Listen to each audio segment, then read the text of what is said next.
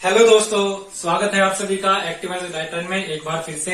इस वीडियो में हम बैक्टीरिया से होने वाले अगले 2 रोगों के बारे में जानने वाले हैं।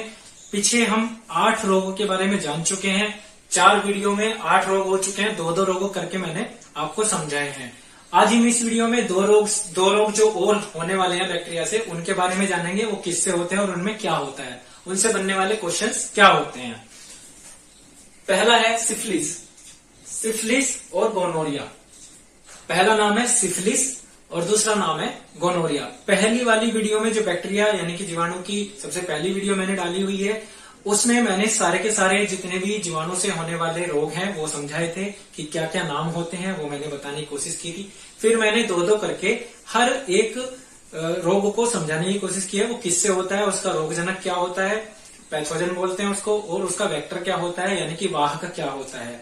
ठीक है, ऐसे हम आज जो सिफिलिस होता है और गोनोरिया होता है, इसमें क्या होता है पहले ये समझते हैं। ये सेक्सुअल डिजीज है। ये सेक्सुअल पार्ट के माध्यम से फैलता है, यानी कि अनप्रोटेक्टेड सेक्स जो करते हैं उनमें ये हो जाता है। ठीक है, sexual transmitted disease. Sexual transmitted disease STD इसको बोलते हैं। क्या बोलते हैं? एसटीडी। दोनों के बारे में एक साथ पढ़ाता हूं। दोनों ही एक ही जैसे से रोग हैं, सिफिलिस और गोनोरिया।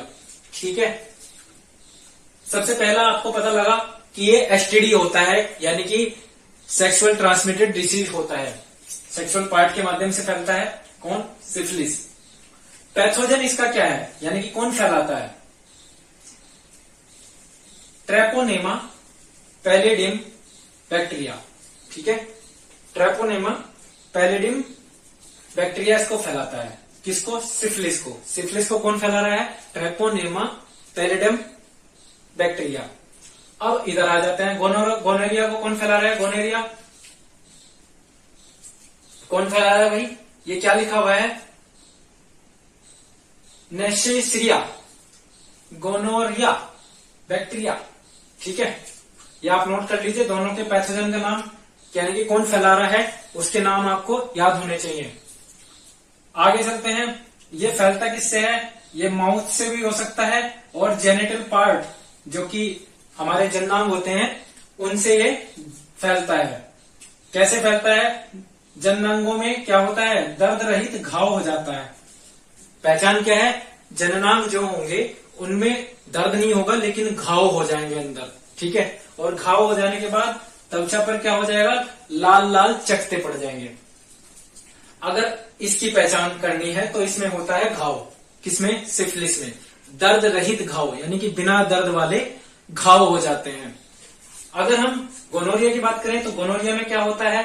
गोनोरिया में अगर पुरुषों की बात करें तो पेशाब में जलन होगी और पीप जैसा स्त्राव होगा। जैसे पीप सा होता है ना, आम में पीप निकलता है, ऐसा स्त्राव होने शुरू हो जाता है। ठीक है, और अंडकोश में दर्द होता है। पुरुषों की बात कर रहा हूं। ठीक है, अंडकोश पुरुषों में होते हैं। ठीक है, तो क्या होता है?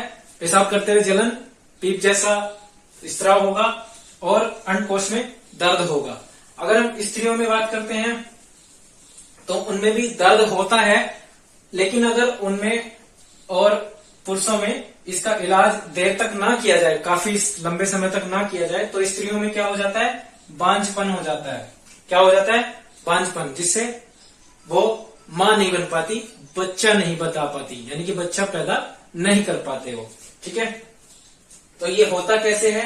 ये असुरक्षित रोग यौन संबंध से होता है, संक्रमित रक्त के एक दूसरे के टच में आने से।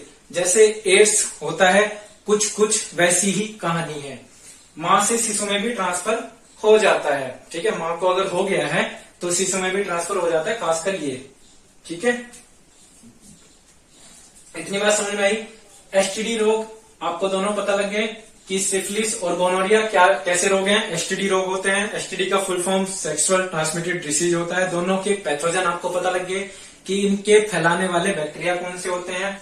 ठीक है, और इसमें दर्द रहित घाव होता है जननांगों में, और इसमें पेशाब में करते हुए जलन और पीप जैसा स्त्राव होता है। अंडकोश में दर्द होता है और बांझपन यानी कि बच्चा पैदा करने में उन्हें प्रॉब्लम आएगी। असुरक्षित रोग यौन संबंध यानी कि वो कॉन्डम जो होते हैं उनका इस्तेमाल नहीं करते। और संक्रमित रक्त, अगर संक्रमित हो चुका है और वो इंसान किसी दूसरे इंसान के टच में आता है तो जाहिर सी बात है वो फैलाएगा उसको, और मां से शिशु में तो होना ही है। आगे हम बात करते हैं ये दोनों रोग, मोस्ट इंपोर्टेंट गोनोरिया और सिफिलिस। ठीक है, इसमें से 4 या 5 ही पॉइंट बनते हैं, ज्यादा नहीं बनते, इसके बारे में आपको मैंने बता दिया। आगे हम बात करते हैं बैक्टीरिया से होने वाला। अब बैक्टीरिया से क्या हो जाता है, फूड पॉइजनिंग भी हो जाता है। ये रोग हम इसमें 4 रोग कवर कर रहे हैं वीडियो में। फूड पॉइजनिंग, फूड पॉइजनिंग आपने कभी, अगर आप कहीं बाहर चले गए, जिस स्थान पे रहते हैं उससे बाहर चले गए हो और वहां पे खाना खाया या कोई पानी वगैरह पिया, तो आपको वो खाना खाने के बाद क्या हो गया, उल्टियां लग गई या फिर दस्त हो गए या फिर आपका पाचन तंत्र में गड़बड़ हो गई, तो वहां से क्या होगा, उसको बोलेंगे फूड पॉइजनिंग, यानी कि खाने में विषाक्तता, खाना आपको सूट नहीं आया और आपको उसको पचाने में दिक्कत हुई पेट में। तो इसका जो पैथोजन होता है कोलेस्ट्रोडियम बैक्टीरियम, इसको बोलते हैं कोलेस्ट्रोडियम बैक्टीरियम होता है उस खाने में, बैक्टीरिया होता है, वो आपको फूड पॉइजनिंग कर देगा। आगे चलते हैं ओपिंग और कफ। ओपिंग और कफ यानी कि काली खांसी हो जाती है ना, खांसता रहता है इंसान, ठीक है, बहुत भयंकर तरीके से, तो उसमें क्या होता है, उसको हम नाम देते हैं पर्ट्यूसिस। हमने कल की वीडियो में डीपीटी की एक वैक्सीन पढ़ी थी जिसमें डिप्थीरिया, पर्ट्यूसिस और टेटनस तीनों में वो काम आता है। ठीक है, डिप्थीरिया, पर्ट्यूसिस और टेटनस, डीपीटी की वैक्सीन इसमें लगाई जाती है क्योंकि इसमें पर्ट्यूसिस का इलाज अपने आप में है। ठीक है, ये 3 जगह काम आती है वैक्सीन।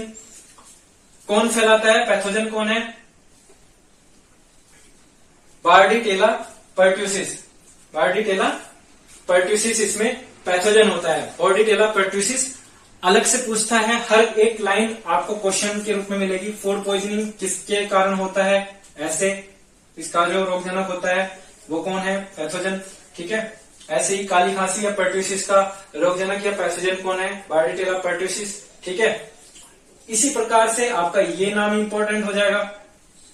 ठीक है, ट्रेपोनेमा। इसी प्रकार से इधर क्या, ये नाम इंपॉर्टेंट हो जाएगा बैक्टीरिया का। तो इस तरह से आपका क्वेश्चंस पूछ लेता है कि गोनोरिया कैसी बीमारी है, तो एसटीडी बीमारी है, या फिर सिफिलिस कैसी बीमारी है, एसटीडी बीमारी है। मैं उम्मीद करता हूं कि जीवाणुओं से होने वाले सारे के सारे 5 वीडियो में आपको जितने भी टॉपिक बनते हैं, क्वेश्चंस यहां से पूछे जाते हैं, वो उम्मीद करता हूं कि आपने वीडियो देख ली होगी और समझ में आए होंगे।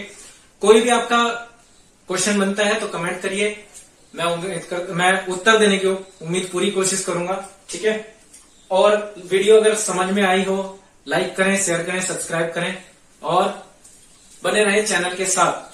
मिलते हैं नेक्स्ट वीडियो में नेक्स्ट टॉपिक के साथ, तब तक के लिए नमस्कार।